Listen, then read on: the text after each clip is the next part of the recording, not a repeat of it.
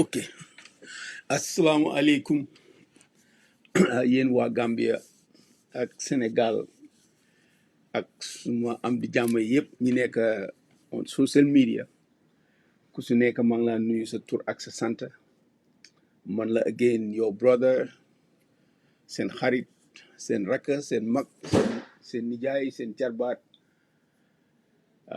seen jëkkër si jeeg ni yéen ñëpp maa ngi leen di nuyu ku nekk sa tur ak sa sant ngeen jégal ma nag toujours I have not been consistent for a while. Why dafa amoon ay lu ma téexa daal ay njaaxare yu bari si loo xam ne jàmm la nag du anything lu unusual xam nga a lot of things ñu ngi change around me waaye loolu la rek waaye du saa génne woon du dara maa ngi nuyu général Ba Aimé Ba maa ngi la nuyu bu baax jërëjëf Mr General Ba maa ngi laa nuyu bu baax gis naa la si bunta bi so loolu moo ko waral waaye du woon na saagi ne anything else la tey nag bugg naa waxtaan as a follow up si mbiri coup d'état bi amoon si fan yi weesu nii bu yàggut bugg naa wax si loolu bugg naa wax si other issues yi nga xam ne right now moo jàmp réew mi mu nekk issues yoo xam ne dafa necessary pour ñu am si a discourse ñun nag suma maas gi ñi nga xam ne ñun nekkuñ ci nguur gi suñ perspective daf dee different in a lot of ways ndike sant yàlla is a privilege boo xam ne am naa ko nekkuma si liggéeyal ma nguur liggéey bokkuma benn parti bokkuma si benn any kind of activist group or social engagement boo xam ne am nañ a stake in the political discourse I mean per se or jël nañ sides ndikte réew buñ demee ba nga xam ne you have a lot of factions nga join si to a faction you are not helping pour indi stability in that country xam nga Amérique réew mi ñu nekk nii tey bi ñoo form di draw seen constitution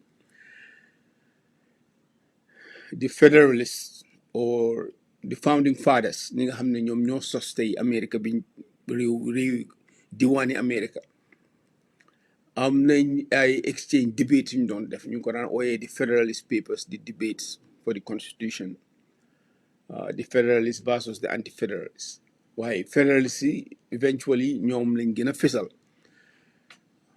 one of the articles yi ñu doon bindee ñoom John Jay ñoom Alexander Hamilton mooy this federalist paper number 10 nga xam ne ñu ngi doon argue the issue of factions in a democracy.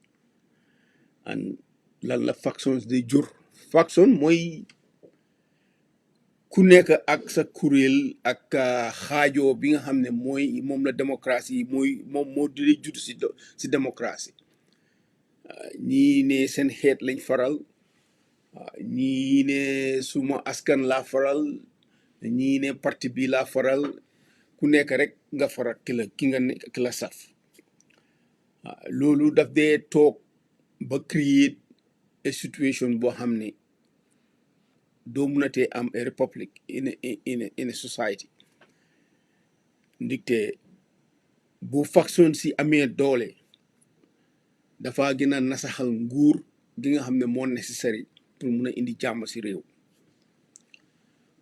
moo tax tubaab yi seen démocratie dañ saxal aada boo xam ne li ñoo ooyee a loyal opposition suñ ne loyal opposition doesn't mean ne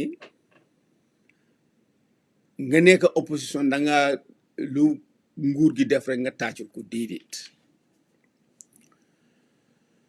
suñ ne loyal opposition mooy opposition boo xam ne dinañ xëccoo raw gaadu si élection bu amee waaye bu élection bi jeexee ñoom ñëpp dañoo rally behind kuñ mun a tànn rek yow yëpp ñu ñëw ne la ñoom day jébalu nañ ci yow yaay président yow yaay njiit ci réew bi luñ la mun a jàppale dinañ la jàppale dégg amaana nag suñ gis-gis bokkut yow mun ngaa nekk NPP man mu nekk UDP bu ñu xëccoo mun nañoo sànni wante xeer waxante lu dina dem sax ba léegi ñu waxante yu ñaaw although du nekkut lu jat waaye bu xëccoo bi paasee ñun ñëpp dañoo nekkaat Gambians loolu mooy loyal opposition doo bokk si liy jax-jaxal doo bokk si liy xejamal yooyu dafa nekk ne jamono moo yàqu léegi te ñu ne ñun si tubaab bi la ñoo roy de waaye tubaab bi ñoo roy sax ñoom seen bopp ñoom aada yi ñoom dañ ko taxawal si seen démocratie ne booy xëccoo nguur boo demee ba ñàkk yéen ñëpp da ngeen war a jubawaat nga nekk a loyal opposition mooy nga taxaw soo gisee nguur gi soo ko waree criticize nga criticize objectively constructive engagement ak the incumbent loolu lim miin mooy nga defar te bañ a yàq mooy lan loo xam ne dafa jaxjaxal oo nasaxal nguur wala dafa tas réew mi loolu nekkaatuloo opposition loolu yow yàqkat na te tubaab yi nga xam ne ñun foo lañ doonee démocratie ñun suñ bopp ñun nit ku ñuul ñun especially Gambie ñoom loolu moo fa nekk ñoom lii aada yi lañ taxawal waaye ñun nag dafa am lu métti ak lu doy waar lu ñu dal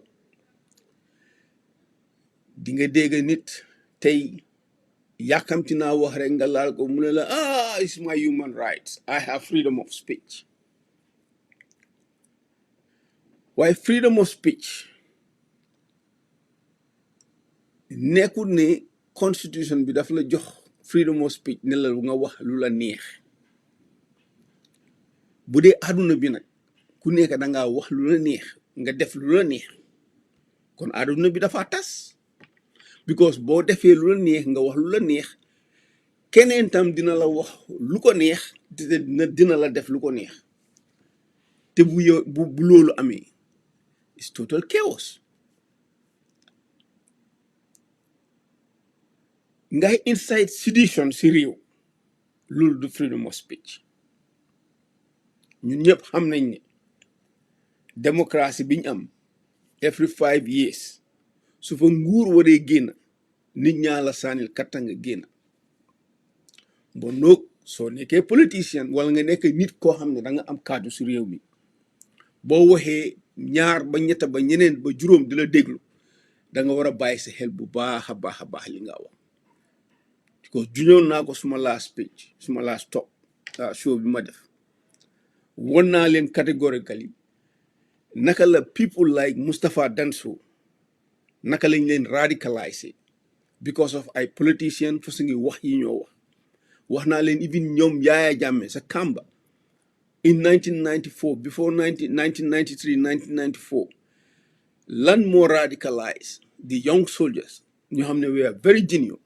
but decide pour coup d'état in 1994 and mun naa la go throughout the world ma jox la so many other examples yoo xam ne opposition dina incite sedition or mu create an insurrection inadvertently what mun naa am sax bokk ci sax directly why because of kàddu yi moo wax si public kàddu yoo xam ne they are borderline pour inside trouble mu am koo xam ne dof boo xam ne gëm na kooku ne man mii sax mu teg ko to a level boo xam ne waru faa àgg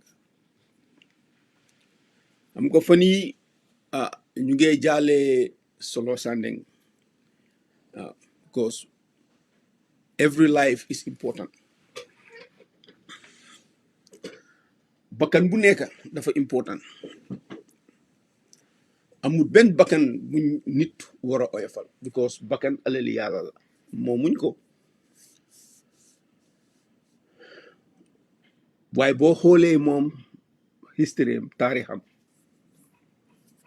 ci li ma dégg ci waxkat yëpp li ñu wax man affaire yi Solo Sandeng yàlla xam na ni si Panderi laa ko déggee because time boobu dama daan wax freedom te dama daan wax ak moom léegi-léegi si suuf su information ñëwee loo xam ne bëgg nañu discourse ko dina ma si jox heads up ne ma moom fax yi la am lii la dégga naka laa ko gisee ma jox ko suma xalaat waaye si li ma gis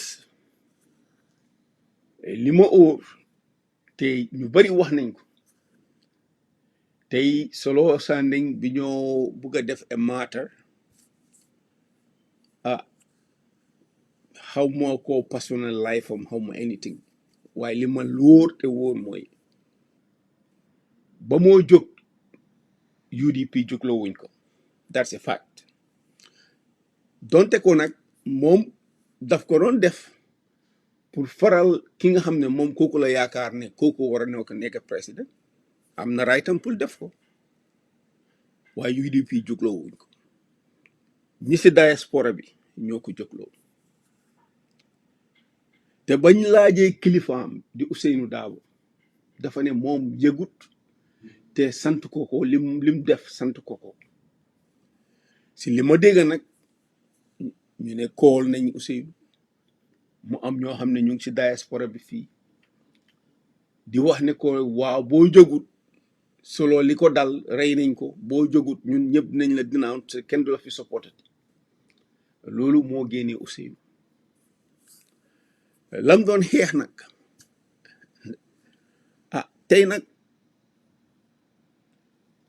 liñ dee wax rek in history the people who win always write history wax ji bari na nag waaye li ma si yéeme mooy nit ñi jël Solo Sandeng di ko dóoree Adama Barrow nit ñi jël Solo Sandeng di tuumal ñeneen ñi ne ay betrayal lañ yàlla def sax tey si suba ñu am ku ma yónnee vidéo audio maa ngi dégg debate yi Madi Jobaate ak Halifa Sallah mu nekk debate bu interesting and don't read me wrong we need nañ more kind of dialogue like that in public ndikte xam nga social media dafa nekk loo xam ne is a very useful tool waaye tam is a very effective means pour misinformation ak disinformation ndikte nit ñi seen attention span dafa mel ni dafa gàtta especially with this TikTok event mun ngaa jël sound bite rek dugal ko TikTok less than 1 minute mu round the world bala ñoo wax 1 week mu nekk an established fact te fekk du dëgg so baax na léegi-léegi nga am kilifa yoo xam ne si réew mi veteran politicians yu mel ni Halifa Sallah génn di wax ndikte bi ko Madi Jobaate tuumale ne dafa bitri Solo Sandeng so Halifa génnutoon wax mu leeral ni ko woon du doon baax def doon lim doon yaaxa mooy uppa lim moo defar te lii nag dafa yàgga si sun society ku mel ni Madi Jobaate mun naa am sañ-sañ taxaw ndikte tey am na làmmiñ waaye ba Gambia soxloon ay góor yu am làmmiñ pour mun a wax kenn gisutoon Madi Jobaate kenn xamutoon Madi Jobaate mun naa wax nag claim whatever he wants to say Halifa Sallah day wax dëgg neex yàlla Halifa Sallah day xaw ma ko person to person gëmmu ne sax mus naa mit ak moom person to person I don't think so waaye xam naa amoon naa very close childhood friends ñoo xam ne ñoom dañ ko jege ñoon trop and they were party members am na si kenn si koo xam ne sax daf daan taxaw élection Banjul for PDOIS depuis bi ma nekkee xaleel ba fi ma toog ni tey leena day mun naa koo seede si moom xam naa ne nit ku jub la xam naa ne nit si dëgg la xam naa ne Halifa du tooñ xam naa ne Halifa bugut du nit yi koy xam ne dafa seet lu yomba si moom ak mu toppa bakkenam pour ut an unearned advantage loolu du Halifa Sallah moom day dafa mel ni ki ñu ko tuddee Halifa Ababacar Si jikkoyam làmboo woon yépp mu ngi ci Halifa Sallah loolu moom mun naa ko seede si moom bu doon Gambian citizens yëpp dañ meloon ni Halifa Sallah ni ko Gambia tey dina nekk another dimension waaye nag lim liggéey si réew moomu kenn mënu koo weddi wala kenn mënu koo xejamal wala kenn mënu koo bu doon def na benn erreur bu ndaw sax doo ko mun a compare with so many years over 30 years of sacrifice si lim gëm loo xam ne daf ko gëm na ne réew mi ni mu doon demee ba time ba mu jógee bàyyi lépp focus life am si politique si Gambia lam gëmoon ba tey si loolu la gëm te musta xaadi musta xikat musuta or si li ma xam te ñu bari mun nañ koo seede si moom Madi Jobaate day believe naa ni wax jim doon wax di criticize am na feneen fu mu gënoon a yellool ki mu waroon a criticize really mooy Ousainou Darboe ndikte ñoom jël nañ nguur gi bañ formé the coalition government Ousainou Darboe moo taxaw mu ne this government is going to be a UDP party a UDP government after julli ji or after koor gi this is on record so su fekkee ne you have a problem ak kan moo drill the coalition de loolu mbuy sa mboy ga paaka ci mbaram xam nañ fan la or bi cosaanoo si coalition bi te cosaanowut fenn fu dul UDP bañ waxee ne Barrow dafa war a wàcc after 3 years luñ d'accordoon la Barrow si moppam sax daf ko gëm waaye kan moo taxaw wax ne ku ko fi waxati sax moom dina la yóbbu koot Ousainou Darboe te li Halifa wax dëgg la ñoom ba ñoo sign seen MOU loolu it was a gentleman's agreement the supreme law of the land the constitution trumps any other agreement or any other law mënuloo def benn kind of agreement boo xam ne it is not in compliance with the supreme law of the land mënuloo bind an MOU nga foog ne ni loolu is going to be binding and dina supersede the established law of the land. It's impossible. Loolu agreement la woon rek seen biir waaye nag buñ demee ba fal la ba Adama Barrow di swear in swear it nekkul ne dañ ko tegal di MOU pour mu swear in. He swore under the Gambian constitution boo xam ne dafa wax ne his mandate is 5 years. léegi nag des na ci ngoram ak discretion am mënuma wax sax ngoram. It's just so up to his discretion because the moment nga dem ñu fal la president, once you sit on the table you become a totally different person. Issues yi nga am pour deal with are issues yoo xam ne musuloo koo prepare in your life. kenn musuloo koo prepare du school moo la koo prepare nekku da ngaa dem university ñu jàngal la the kind of challenges yi nga face as a president. You will not. So diggante Adama Barrow as a nominated member of the coalition 2016 and Adama Barrow, who was sworn in after January 2017 as the president of the republic. These are two different personalities because the challenges and realities he face are totally different. Des na si moom nag ndax mun naa resign after 2 years loolu constitution bi waxu ne munu ko def. He could have if he wanted. Waaye li tax ñu turn around that decision man duma ko si judge duma ko si fault duma ko si blame because constitution bi loolu la wax and yéen bi ngeen a bind seen MOU you should have known that.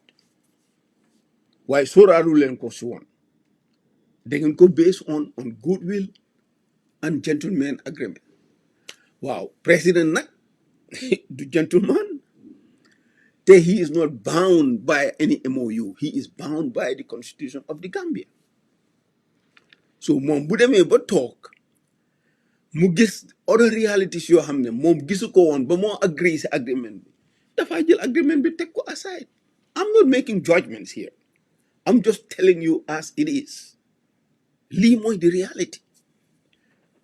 Unfortunately, some politicians prewuñoo face this reality and you communicate to the people and people understand.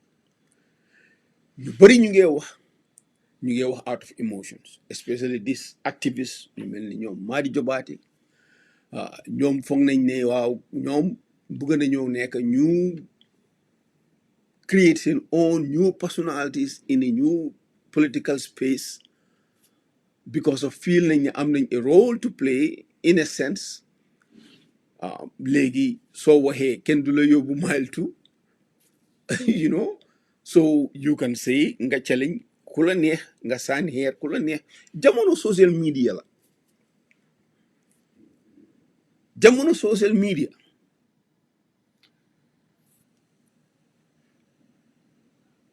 ku la waruta xeeb dina la xeeb ku la waruta yàpp dina la yàpp.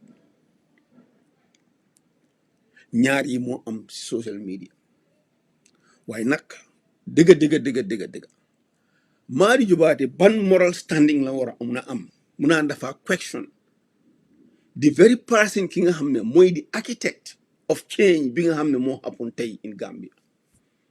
The change bi nga am in Gambia tey maa ngi remember this was in 2016 UDP ñu ngi doon telegraph the idea ne ñoom dañoo boycott the elections and already ñu ngi joxe the impression ne ñoom buñ bokk si coalition boobu du win and if there is going to be coalition ñoom ñoo ko lead, either you come on their side or they will not be part of it. Lii yëpp ideas yi yëpp ñu ngi ko doon telegraph. It was very obvious to everybody. ñu dem ba ñu ok Ousseynou kiñ bëgg a fal ñu ne kooku loi bi allow pour ñu fal si la issue solo sanding nekk an issue for UDP boo xam ne gàllankoor la woon xamuñ how to solve it. Solo sanding ñëw indi this opening. Why at that time, January, February, March, 2016 Halifa Sallah was the one ku doon wax ne parties yi they have to come together loolu moom is on record kenn mënu ko wéet UDP entertaining woon sax the idea of coalition until biñ gisee Mama Kandeh jóg ak ndiiraanam Mama Kandeh ak ndiiraangam and the energy bi mu jógee up loolu ultimately more make UDP ñu change their mind ñu decide ne okay léegi they will join the talks but all along ñu ngi am in the back of their mind ne ñoom suñ ko liidut keneen du ko lead ñu dem to a negotiated agreement compromise with a candidate like Adama Barrow because ñoom ñëpp feel nañ woon ne he was not a threat to them all political parties felt ne okay we can work with this guy they were happy and satisfied nii la fa taajoo waaye nag from the beginning to the end yëpp liggéey Halifa Sallah la loxo ma ngi woon si biir wax dëgg ne yàlla nag ki nag boo amul dara loo ko war a wax ne ko jërëjëf waaye ñaaw na nag di ko tuumaal naan dafa or Halifa Solo Sandeng loolu du dëgga Halifa Sallah du nit kuy or non betray ak jamfa whatever you call it laka boo ko mën a laka in Gambia loolu Halifa Sallah man personally am na issue ak political ideology ideas yim believe cooperative economics man góoma loolu amul nothing to do with character as a person nit ku baax la nit ku jub la nit ku mandu la nit ku déggu la he is an exemplar citizen he is an elder statesman sacrifice na whole life man maa ngi woon si council bi indi APRC yaaya try na lu nekk pour indi Halifa benn wax bi rek la ko dee wax ñun sun policy la sun principles la ne duñ liggéeyal mukk ak a military government the same way principles yi tax ñëwut serve in the Adama Barrow government te wax na ko si interview am bi xam nga nag man dama seetlu dara Gambia ku bugg a bës nga bugg a relevant nga ne danga take on the doyen of Gambian politics te mooy Halifa Sallah right now ndigte dégg la PPP waaye PPP at some point baanoon nañ leen so from 1996 ba léegi mun ngaa wax ne PDOIS Halifa ñooy di most senior political groups yoo xam ne mu ngi in Gambia loolu kenn weediwu ko the same principles li taxoon Halifa joinut APRC it's the same principle li tax moo ko gaay ba joinut the coalition government te lim wax mooy dégg wax na leen ne suñ ko falee he did not swear in to the presidency with the MOU Supreme Court Chief Justice moo téye the constitution téye alxuraan fii you swear in on the Gambia constitution not the MOU of the coalition so ko employee soo ko jëlee nga invite ko in that government te li mu wax mooy li am you can be hired at will you can be fired at will Barrow mun na koo def vice président tey ëllëg mu eewu suba eewoo the wrong side of the bed mu ne ko dàq naa la comme ni mu def Ousseynou Daako ak ni mu def keneen ak keneen te xam na ne bu defee loolu he will be seriously handicapped so mu decide ne dafa dem and contest for the National Assembly feel na ni consent am feel na ni foofu laa gën a effective for this nation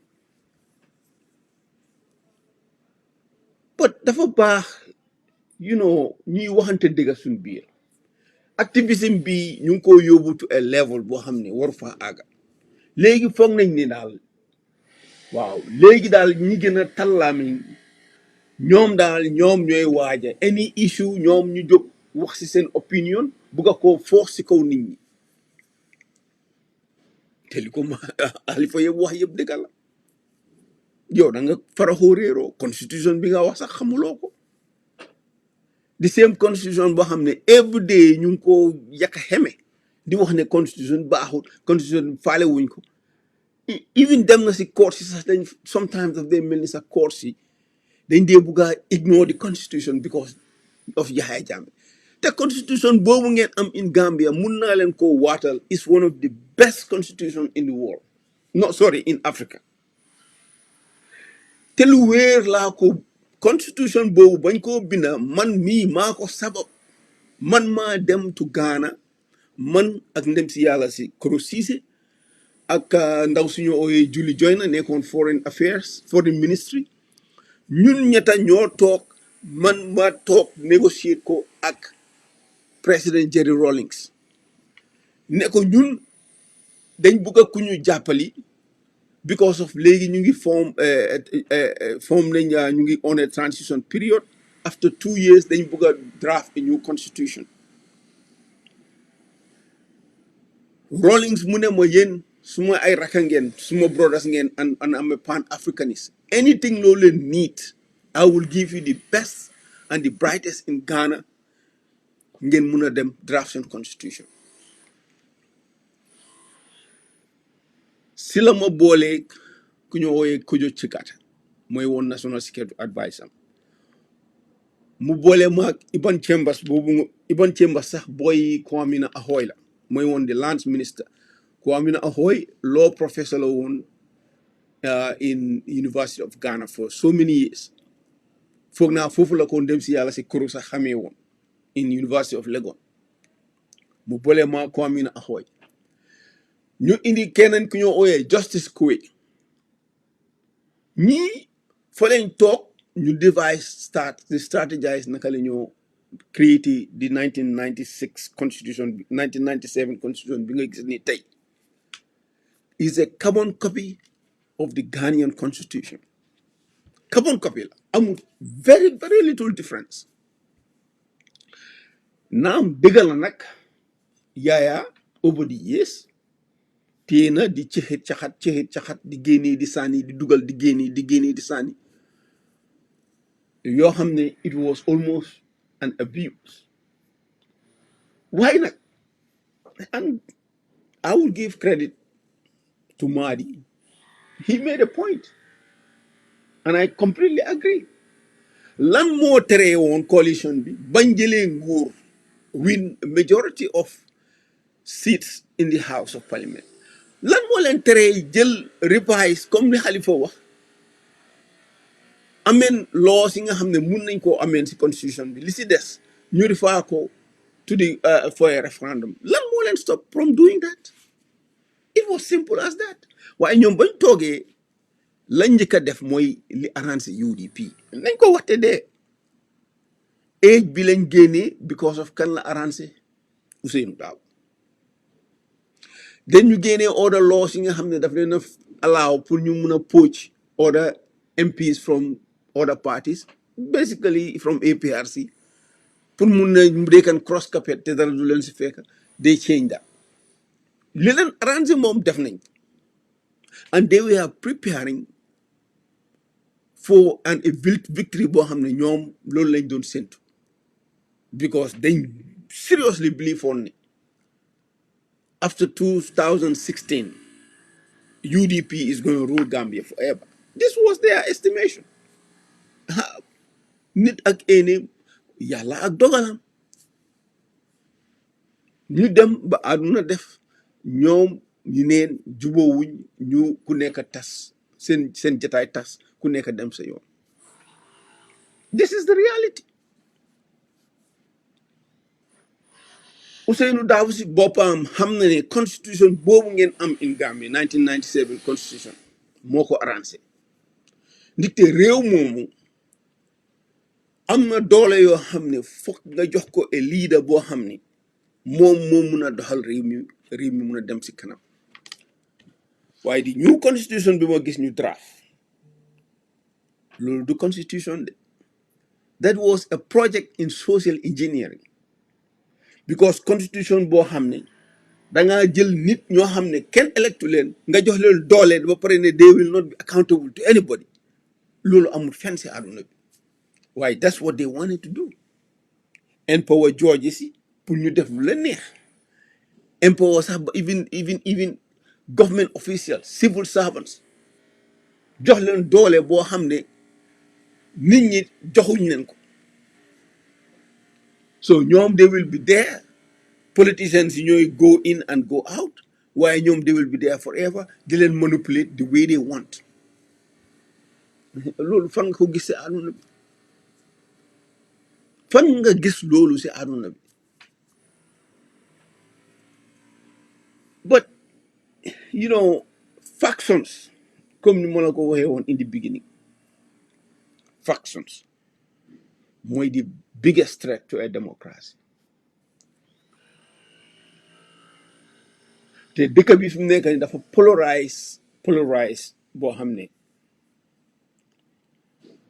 soo ko seetloo and I hate picking on UDP and Ousainou Darboe because I'm not people ñoo xam ne I respect them I love them in that party wax dëgg de yàlla some of them I really care about I have a lot of respect for them waaye agenda bi ñoo pose baaxut si réew mi is not good te dañ war a waxante dëgg benn président moo mun a am si Gambia and that is the one elected right now President Adama Barrow waaye da ngaa gis Ousainou fu mu génn ñu ngi ko telegraph as the president ñu ngi encourage a narrative boo xam ne is false is illegal ne elections yi dañ ko sàcc and is not true because elections yi am na international observers am na over 5 to 7 presidents ex-presidents ñoo nañ teewee ko ñoo ñëpp ne election bi jaar na yoon is free and fair ñoom ñu dem contest to the Supreme Court made a ruling dismissed their case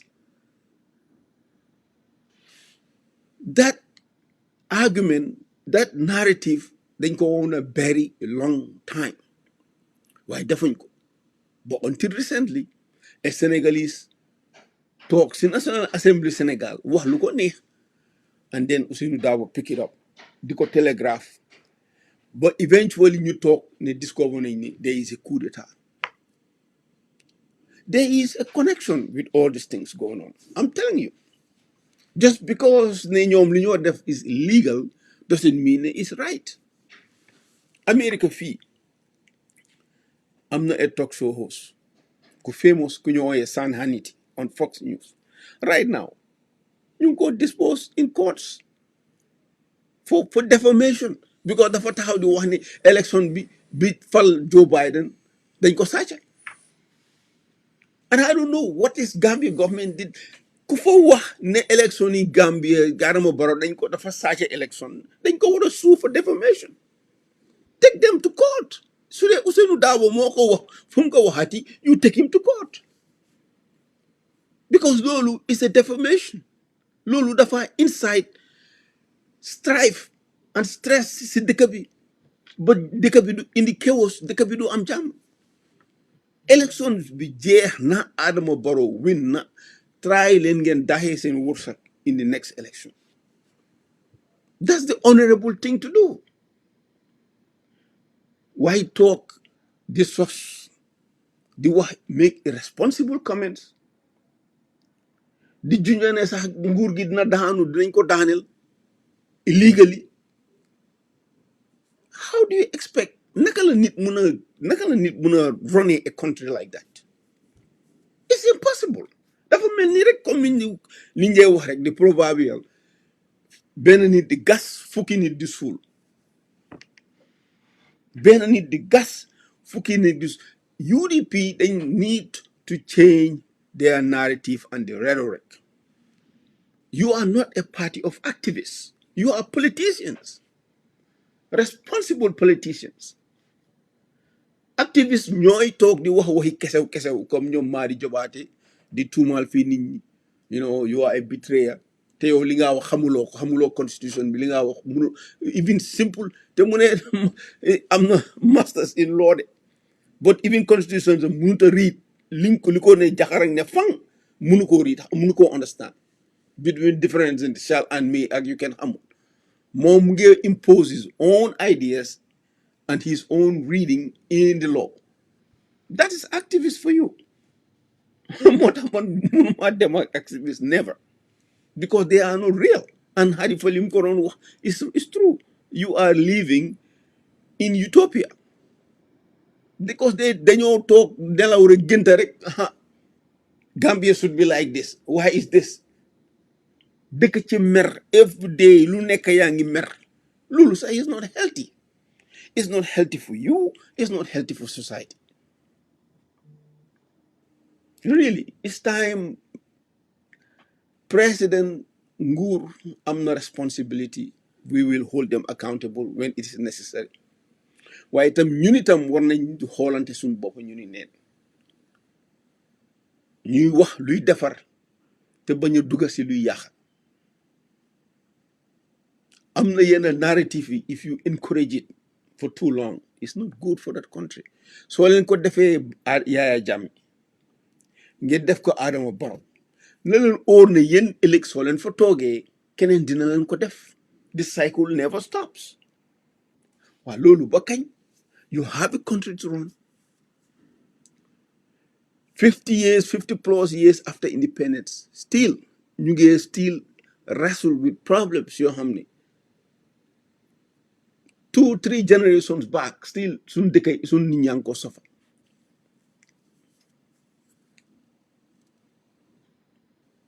Yes, Munga blame government. Why? It's time you look into ourselves too.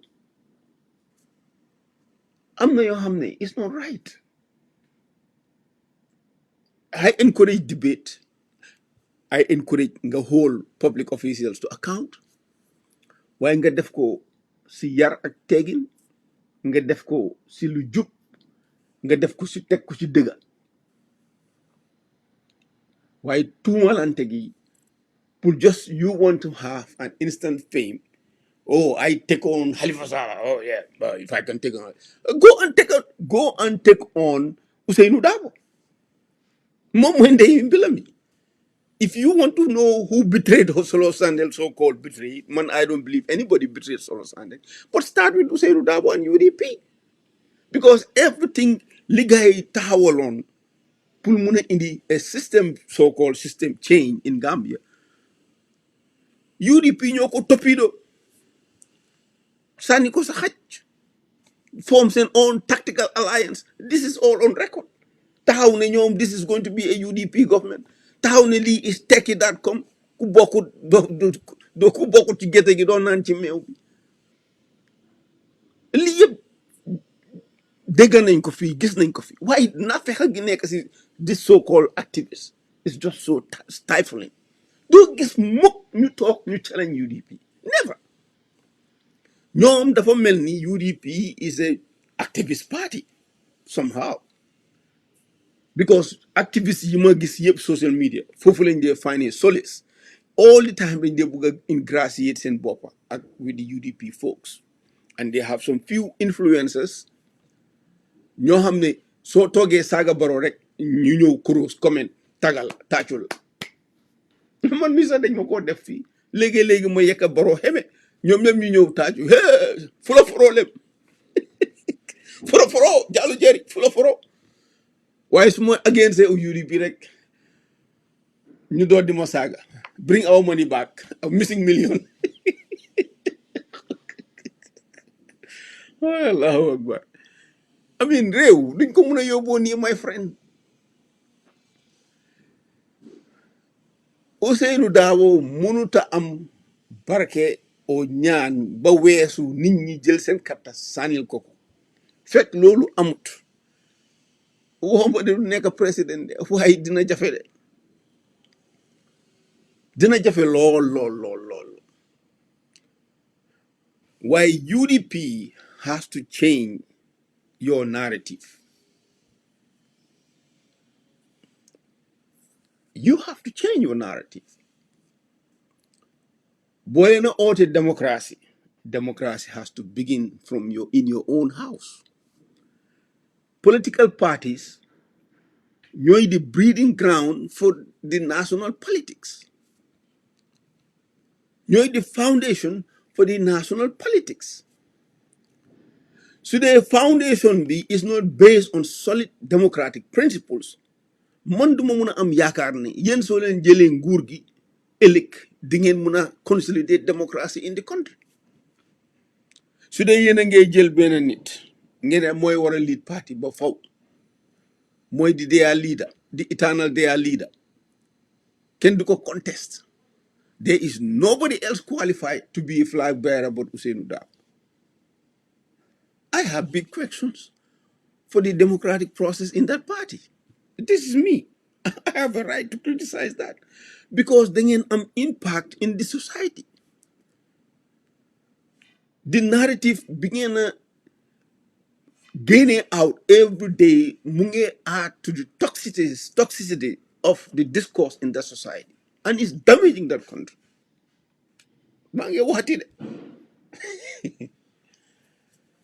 Like I always said, I love some people. I'm not good friends in UDP. Very good friends.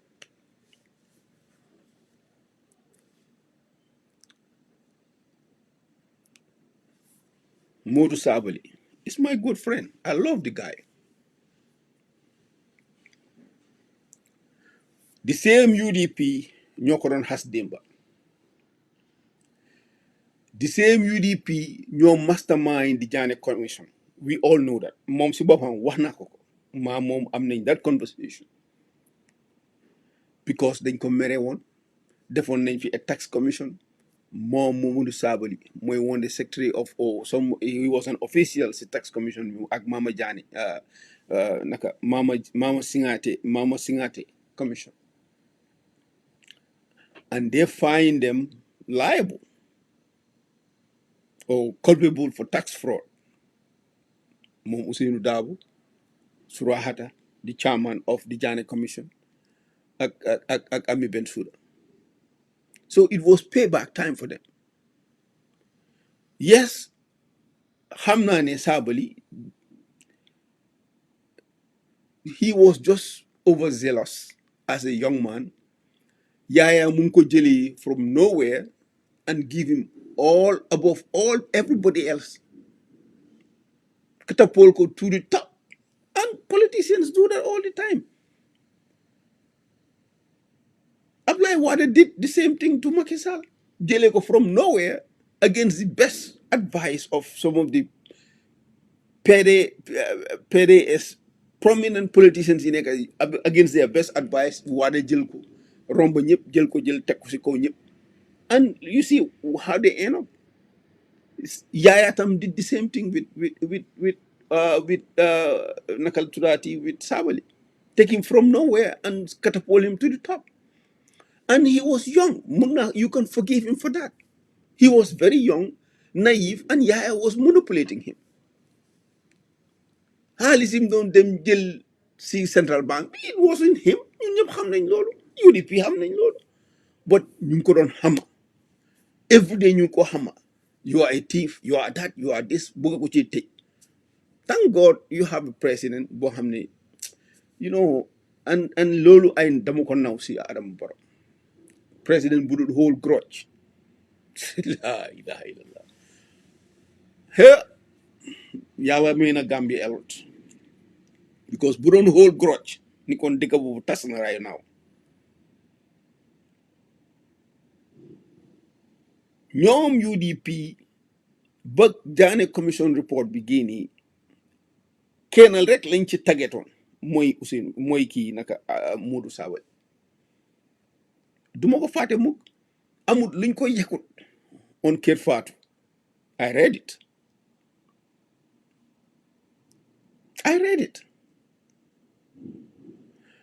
but then again ñu taxaw di wax Sidi Ndiaye enabler la Fabakary Tombong enabler la waaw Sidi Ndiaye Fabakary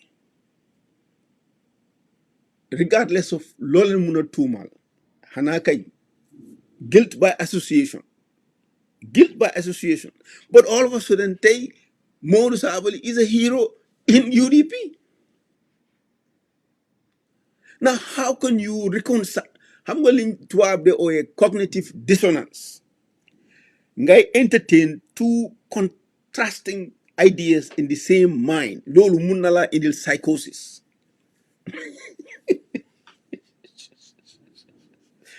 Allahu akbar naka la ko soosee tey nga dundung ëllëg nga dandang ñaar yëpp nga boo ko boole bugg a jaxase domoda ak sukur du dem biir bu daw rek domoda ak sukur ku ko jaxase nga lekk ko dem janjang bure di nga indoo duul fanaan doxot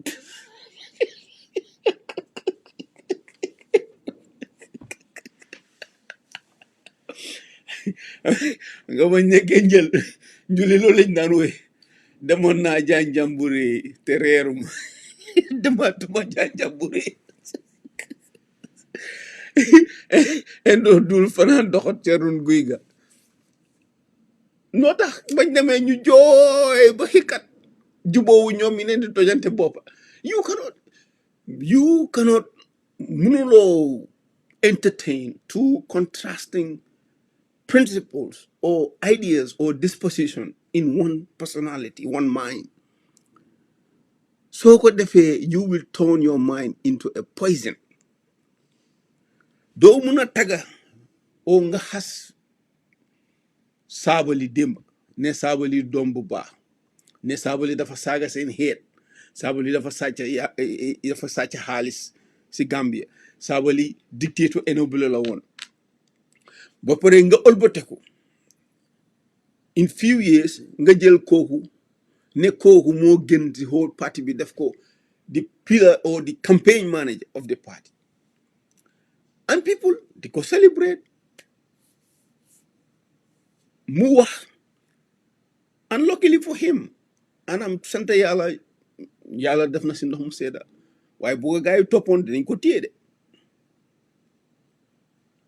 boro bu teguwutoon tànkam ni ko woon Sabally will be rotting in jail ñaanal ma ko loolu nag yàlla te I hope ne he learn from this bum foog ne popularité wala these people talking rubbish moo tax ñu génnee ko non non non da ngeen tombé Gambia ngeen am président bu laa biir président boo xam ne du hold grudge waaye amoon na grounds to lock him up for good but loolu kan la njëriñ he's a young man a very smart young man koo xam ne am na still a lot of potential for that country waaye man as a friend of Sabally réewuma mbir ne UDP ñu ngi ko use moom mu nekk seen lightning rod te man óor na ma in my conviction man gëm naa ne moom lim foog ne mun na koo am si parti boobu ñooñu duñ ko def loolu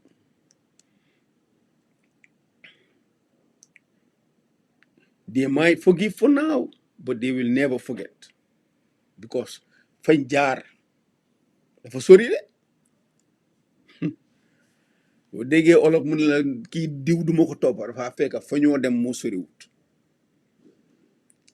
waaye you guys you have come a long way so naka la a party mun a entertain yéen ngeneen you stand for solo standing yeneen you stand for human rights you are anti-dictator nangam di sànni Sidi Ndiaye xeer di sànni Fabakary Tombong xeer di sànni Adama Barrow xeer waaw mu ngi cavote with the dictators he is kissing up with Yahya Jammeh he is nangam but you are entertaining the same party is entertaining somebody su dee da ngaa wax an enabler and no disrespect to Sabally my friend please forgive me he was a number one enabler of Yahya Jammeh so te ñi ngeen a accuse benn commission tuumalu leen si dara. How can you reconcile these two? ñu si bari UDP Sabally rek lañ bañoon musuñ koo bugga. He is their hero. How is that possible? I just want to understand.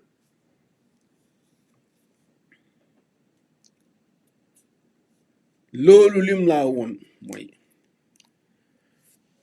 parti bi is a cult. It just revolves around only one person. Lu neex Ousseynou mooy am, lu ko naxari du fa am. That's a cult. That is a cult. Because Sabally role am mooy to make Ousseynou relevant in Gambian politics. Because su taxawut position yi moo jël su ko defut Ousseynou will no longer be relevant again for UDP. So li moo yëngatu yëpp is all about making Ousseynou relevant, contributions yi di ñëw, Ousseynou di si tedda, and in reality he knows he cannot win an election. But at the same time, ñu ngi encourage a narrative boo xam ne is so toxic to the democracy. They peddle a lie, a defamation. Ne elections dañ ko cheat when you cannot produce one single evidence up till today. Not one. Bu mun a convince nit ñi ne li ngeen a wax is true. But then, because of yéen a ngi encourage the narrative, you have crazy people in the military ñoo xam ne they support your party or they are sympathetic to UDP. They decide ne dañoo take up arms pour coup d'état si réew mi. And then you link up with some crazy activists both in Gambia and overseas. You encourage a toxic narrative, lies, they radicalize crazy French people in society. And you expect ne dëkk boobu dina mun a am jàmm? It will never. Doo leen mun a progress, doo leen mun a am jàmm. Waaw dëkk boo xam ne nag jàmm munu faa am. Kenn mënut a am xel mu dal pour xalaat naka la ñoo soxalee askan bi nga xam ne dañ need ndimbal. Naka la dëkk boobu di mun a progresser? How? I just don't get it. I just don't get it. Naka la Gambia mun a how can it ever progress? How? Because nit ñi duñ waxante dëgg. Yaxakat yi kenn ñeme ñu la taxaw wax leen ne yéen ñeena yaxakat yi te xam nañ leen mooy ñi toog di sosal nit ñi di sosal gor ñi si réew mi di teg si ñoom seen ndooda lu dëgg te mu óor leen ne lii du jur jàmm si réew mi waaye because of ñu ne free speech, freedom of speech. Freedom of speech yaa ngi inside sedition. Freedom of speech yaa ngi inside insurrection. Yeah, because of okay man bokkuma si coup d'état tey su amoon tey in Gambia, who do you think is stand to benefit? Can ngeen foog ne mooy benefit from a coup d'état tey in Gambia? Do you think those stupid soldiers will benefit from it? Fuck no. No. Su coup d'état amoon tey Gambia, Ousseynou Dabo mooy njëkk a taxaw condemn the coup. Dina oo BBC Omar Wali dina dem si seen forum si online dina wax àdduna bi yëpp ne moom he is a democrat, he is anti-coup, he is man of the law, he believes in rule of law. So these people have to hand over right now. I am telling you. Du luma guess luma dunda la xam naa ko because he did it in 1994. The same thing la def. Ba Yaya Jammeh coup yi dafa bind ultimatum ñoo jox ko Yaya Jammeh. Waaye xam nga time boobu amutoon a political base, amutoon a party. He was just the president of the Gambia Bar. So cloud bim amon amuko pour muna jax-jaxal réew mi. Waaye tey it's a different ball game. So coup d'état amee si Gambia bi tey, the person key benefit is Ousseynou Dabo and his party UDP. You can take this to the bank. waxuma ne dañoo bokk si coup de. They will never do that. They are not stupid. waaye bu coup ne cëpp dinañ taxaw condemn coup bi ne ko léegi handle over to an interim government or call for election within the next 3 months and they know they're gonna win. Situation bi mu nekk tey UDP amuñ no way to get power other than creating chaos in that country. Da nga cross chaos, create instability, and then you have normalization. It's stages. First, so amee resentment in a country. People are discontent, which is prevalent in most African countries. When people rise up, Senegalese army will mënuñ stop. I'm telling you, Adamo Barrow. Sometimes dama dee believe ne Barrow dafa too naive. foog ne grand yooyu noonu nekk State House ak foo ñi nañ la mun a pour stop pour sa nguur gi du daanu su nit ñu jógee. They are lying to you. They are lying to you. Macky Sall mënu faa teg sa nguur gi 1 minute more than sa time su jotee. Because moom sax Macky Sall Sénégal moo gën a unstable Gambia.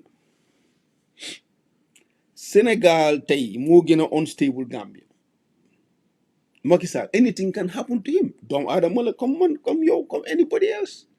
Su ko daree ne cundum wala dara jot ko ëllëg. You don't know what kind of government is coming tomorrow. Nguur soo si nekkee danga fagaru te bañ a sukkandeku. Foog nga sabablu te bañ a sukkandeku. Comme li waati waawoon de woy sabablu leen te bañ a sukkandeku.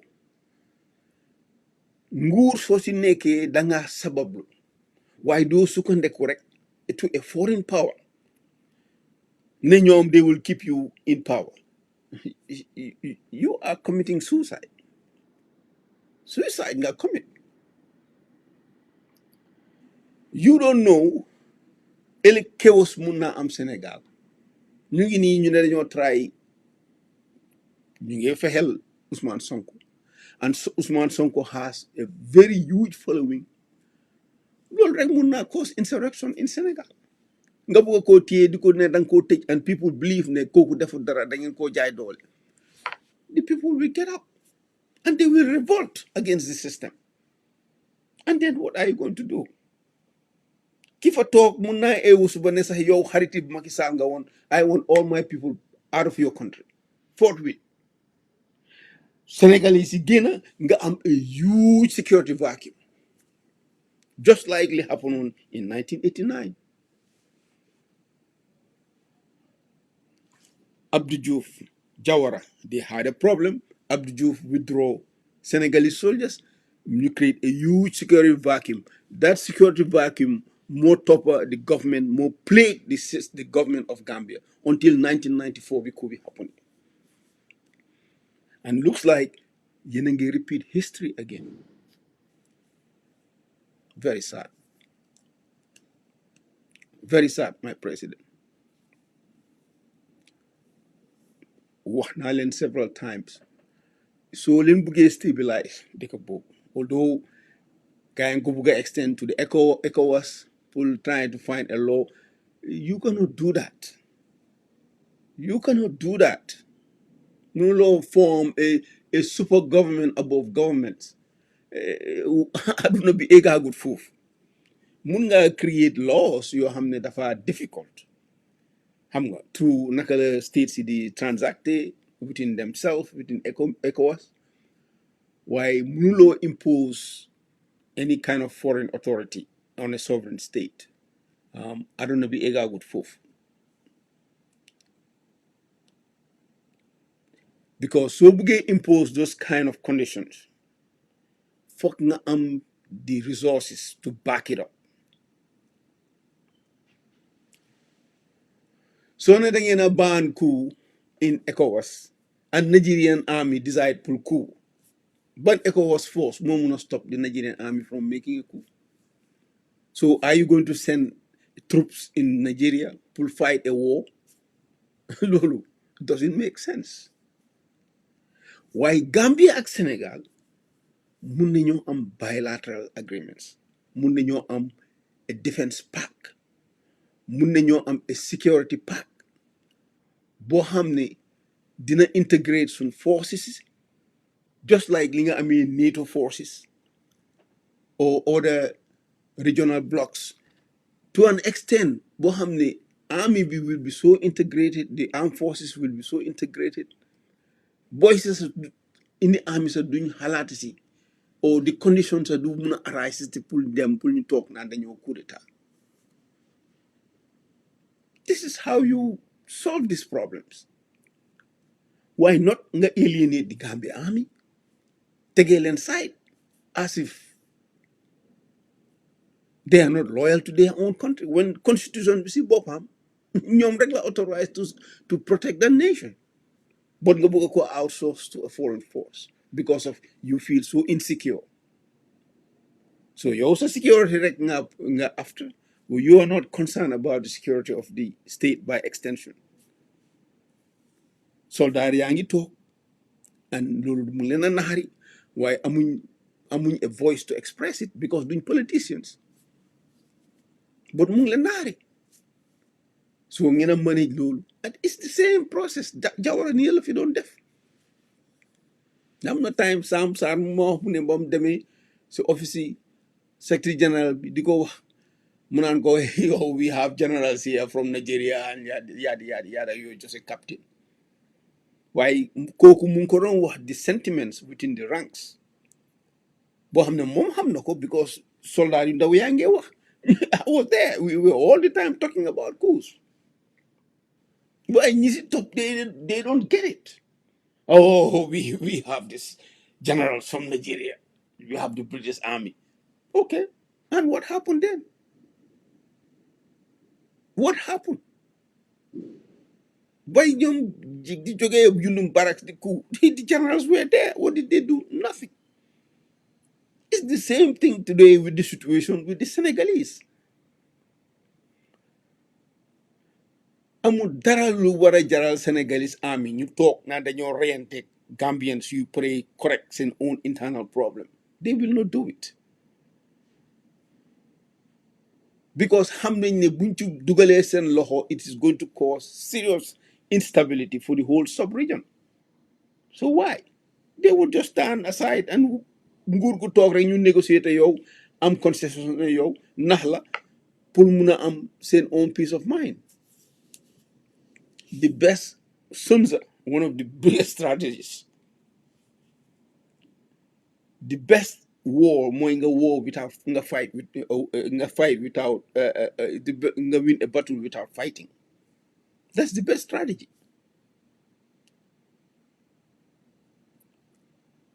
here is the last resort bu soldat ku xam army or xam military bu moo invoke boo deree ba des bu dara des pour jël gànnaay pour reyante rek xamal ne all other options is not going to lead anywhere else or successful so you decide to go to war so lu tax Sénégal di war a jël seen doom yi ñuy rey dee for Gambia because of what Adama Barrow that's not going to happen bula these forces nax ñoom they have other strategic interests of course I won't deny it to them it's their state they want to have maintain integrity of Senegal so if they figure that is the best way pour ñu bokk economic and then station send soldat yi in the phone pour monitor the border and monitor the whole neighborhood of course they will do it under the guise of economic but it's to their interest aduna bi di kay yëpp ko def there's nothing against Senegal waaye man foog naa ne it could have been more effective su fekkee ne Gambia ak Senegal am nañ a defense agreement boo xam ne just something similar to the Confederate forces nga xam ne da nga am soldiers in a certain units yoo xam ne they are integrated joint command la nekk you know because Gambia ak Sénégal àdduna du neex mukk ba Gambia ak Sénégal dem war. We will never go to war. They are not a strategic competitor. So the best niñ mun a secure the whole sub-region mooy ñu synchronize our security. That makes sense because léegi threat bi are more complicated. You have Al Qaeda just next door in Mali, in Ivory Coast, in Burkina Faso, and all these countries. They are a bigger threat, and you have them in Gambia too. So these are things I hope the President Boromu deglu. I really hope so. I mean, it's an alternative idea. Alternative. You don't have to take what I say. Why didn't I just a chance to think further outside the box? And this is what Barrow needs to do under the government. Why not nañ muy fàtte ni réew mi ñun ñëpp ñoo ko bokk te ñun ñëpp dañ ci am cër bokkuloo si nguur waru sa tax nga yaaxal nguur gi wala nga yaaxal réew mi loolu ñaaw na coup d'état ñaanatuñ ko yàlla si Gambie boobu noonu te li nga gis ni yëpp li ko sabab dooreewul tey de it started long time ago. It started a long time ago.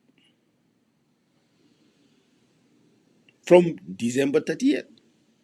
maa ngi dégg all kind of allegations right now.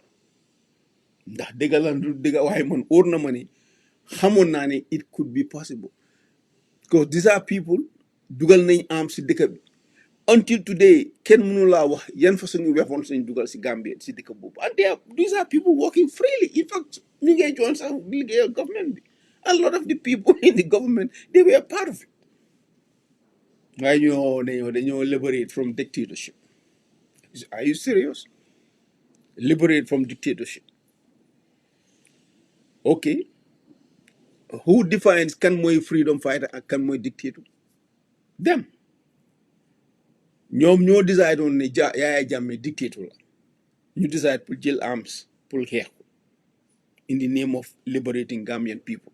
Although benn Gambian people santuñ leen electuñ leen, there is no relationship bu mun a wone ne this was sanctioned by the Gambian people. ñoom ñoo jël in their own self-arrogance decide ne ñoom ñoo war a decide the fate of the people because they feel that the people they need to be liberated.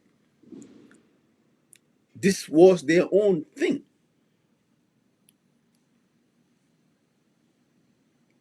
ñoom ñoo ko toogal seen bopp define seen bopp who is a liberator and who is a dictator.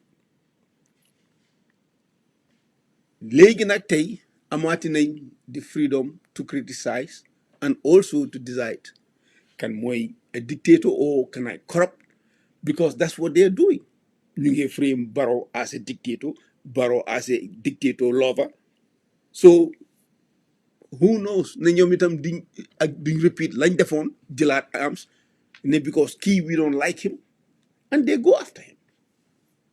lii moo tax mu dangerous when you entertain these two certain ideas in your head yoo xam ne mënuloo koo reconcile. doo mun a claim ne yow 1 minute nga ne yow you are a Democrat, you believe in democracy, human rights and freedom and all nonsense, and then the next minute nga ne da ngaa entertain a coup d'etat because of you don't like the person ki talk in the state because he's a dictator. You can't do that. So ko defee rek it will mix up your mind and it will create a psychosis. biir bu daw rek la laa indil jaxasi sukur ak domoda te soo demee janjam buri rek doo duul fanaan doxot.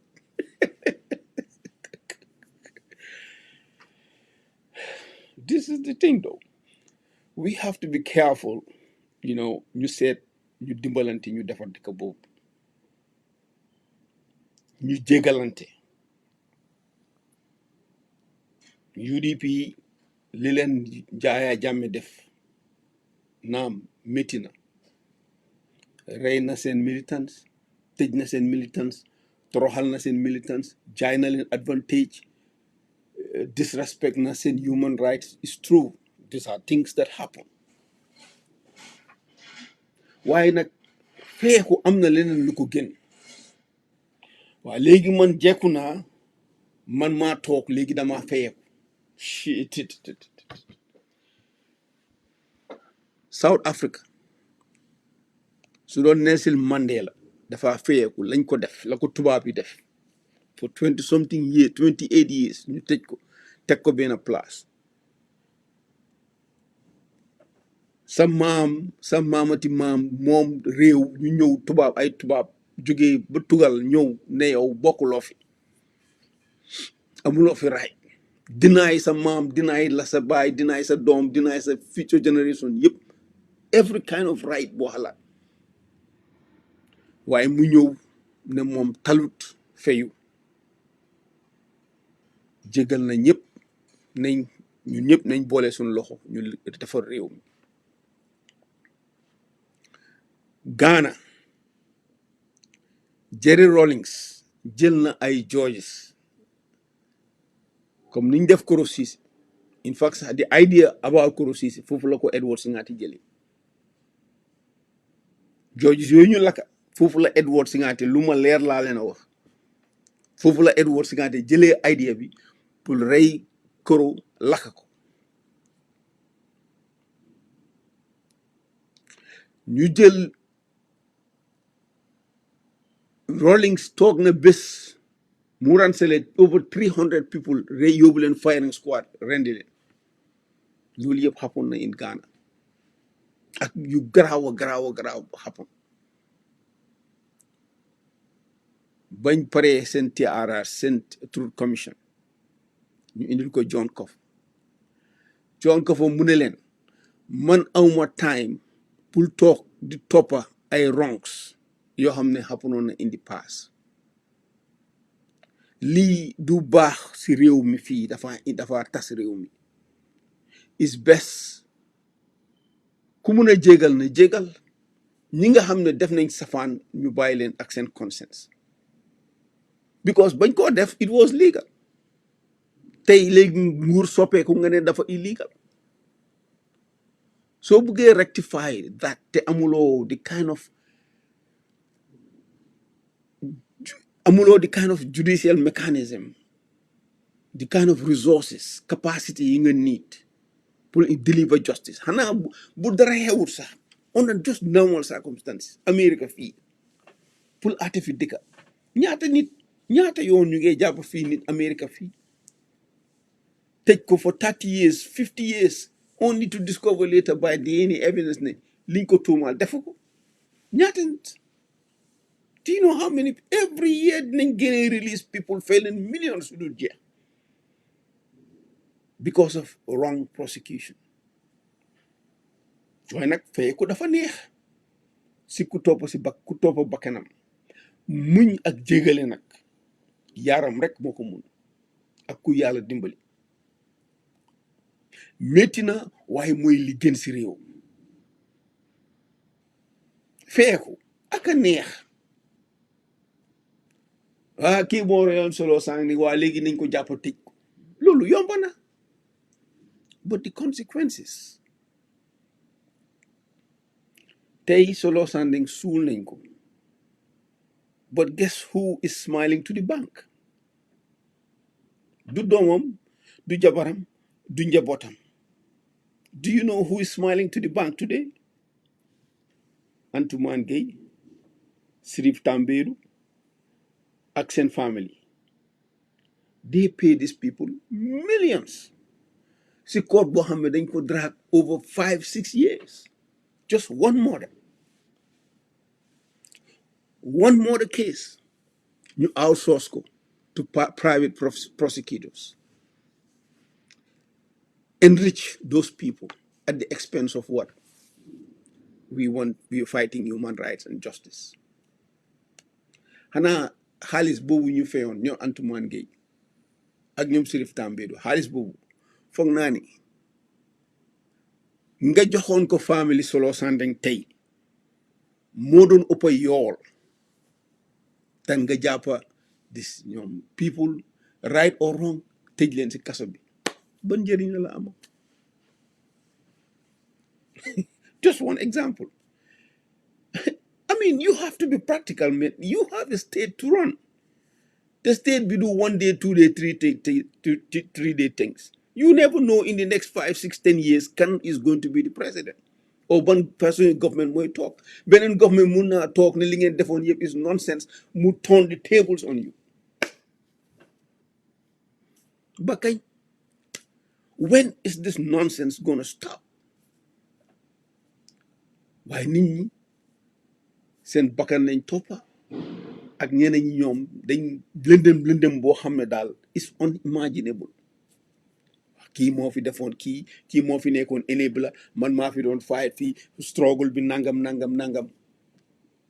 yii rek lañ fi nekkee ba kañ till when nañoo grow up from this mess te kenn teguñu ko with only some few people, social influencers yi ak certain party leaders xam ngeen leen. I don't need to call names because ñoom seen bakkan la ñoo jaamu lu leen neex lañ bugga di mbuboo human rights, di mbuboo democracy, di mbuboo freedom of speech, but in reality ay seytaane lañ. ñun lii la ñoo dunda de bu la kenn nax lii la ñoo dunda. Yes, Adama Barrow am na bots amutoon experience waaye kan mooy am experience full president amul kenn ko am juddu nekk pour ñu ne yow you are because li nga fekk in the table soo toogee the first day on the desk amuloo dara lu la prepare for that in your life. Man xam naa si dara because jege ñoon naa trop Yaya Jammeh xam naa how difficult la this pour suñu decisions yi moo jël every day yaa ngi enu problème in Gambia 2 million plus people in your head, life and death decisions. You think that is easy? Neex na de waaw president you go and sit there and see. Yaya Jammeh daf daan toog rek xum na fat si suuf because the weight of the state on his head.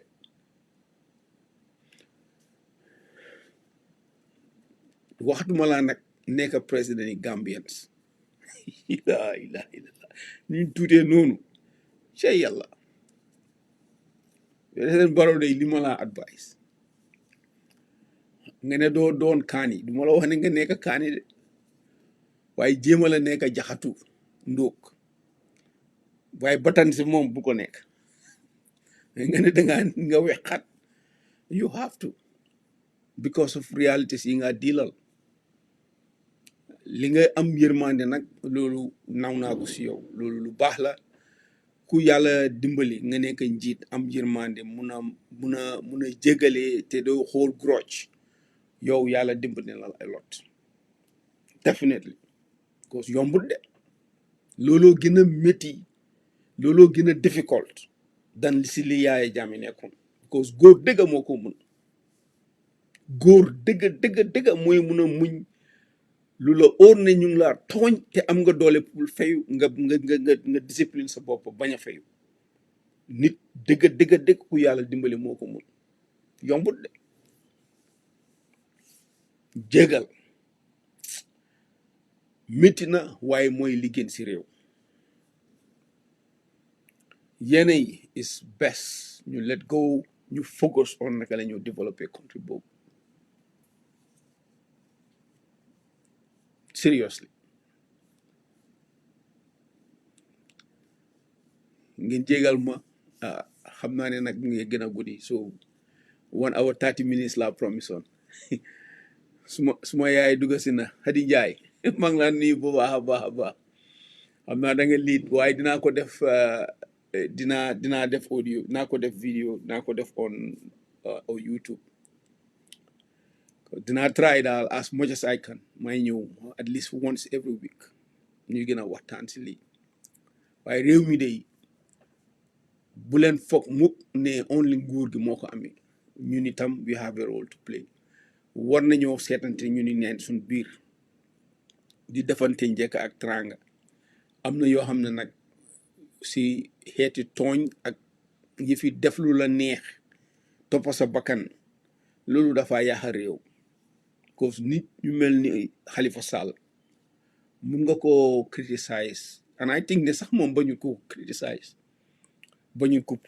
policy bañul ko criticize moom political carrière am sax bañul ko criticize waaye ay tuuma la ka yow da nga jàmfaar or Halifa Sallah du orkat Halifa Sallah nit ku baax la I'm telling you he is a model citizen te baax na nag ñu ni neen ñuy xoolante si bët ñu xam kan mooy kan dëgga Halifa du yaxakat ñi yax xam nga leen UDP Ousseynou Dabo ñooñu la maasi I would be happy pour gis maasi Madi Jobaate bi dem Ousseynou Dabo li moo wax Halifa mu wax ko Ousseynou te sax tu ko waxoon sax mu nekk si raytam because Ousseynou ko fi def moo fi tas coalition bi moo ko wax mu ne bam ñaata yoon fii daf naa ñëw fii New York fii bañoo foom naat fii la toog fii Bronx mu ne moom moo jël marto daf ko fëgga naat ne ko tay moo Ousseynou mun naa laa koolal names ñoo xam ne fekkee nañ ba Ousseynou di wax loolu ne maa ko xama toj ko the same thing la def ba mu génnee si prison bi ba mu lam njëkk a def mooy tas coalition bu dee kañ na nga wax ne Solo Sandeng dafa am lum gëmoon dafa die as a martyr right si mu doon xeex waaw kon nag kon léegi blimal Ousseynou ak UDP waaye doo ko def de yaakaar naa ñemeñu loo ko parce que naa feexal la léegi naa fexe yi nag ñooy taxaw di xasaate di fekk gor bu toog koo xam ne du sa maas du sa morom du sa màppandoo ngaa ko dëkkal fu mu dëkkut yii nag dañ ko war a stop si suñu réew mi dëgga we have to stop these things nañ ñu di woor di waxante dëgga di joxante cër président suñ la falee you are the president for 5 years ñëpp dañ la war a jàppali whether agree nañ ak yow or disagree nañ ak yow dañ la war a téyelee pour nga succeed because boo succeed ñëpp a succeed suñ ko waree criticize mun ngaa criticize constructively soo gisee loo xam ne nguur gi def nañ ko du jaadu yoon nga taxaw wax ne nguur gi liñ def is not right waaye na fa am def nga sa warugal as a model citizen sa civic duty waaye wax yéen a wax narrative yi boo ko indi di wax ne nguur gi dafa sàcca élection di ko taxawal ay dof di ko gëm di ko dégg di ko gëm yaa ngi inside sedition yaa ngi inside insurrection yaa ngi create a toxic political environment boo xam ne ëllëg si biir dafa tas réew lii nag laa bëggoon a waxtaan tey pour ñu yokkante si xel soobee yàlla dinañ gën a waxtaan next week ngeen jégal ma nag like I said lu ci yaaxu yëpp ci man la waaye awma benn interest pour antagonize any individual person wala antagonize any political party. I'm just saying it as it is. The way I see it, noonu laa ko waxee xooluma si buti kenn bi ko dëkk bi ñun ñëpp ko moom benn xeet moomu ko benn political party moomu ko benn askan moomu ko ñun ñëpp ñoo am si réew mi ñun ñëpp fa am te ku nekk sa right fam tàmbalee fam am foofu la keneen sa morom foofu la right am tàmbalee so foog ñu waxtaan ñu joxante cër ñu defante nanka loolu laa leen bëggoon a eggee tey di leen gërëm di leen sant ku nekk sa tur sa sant assalaamu aleykum wa rahmatullah jërë ngeen jëf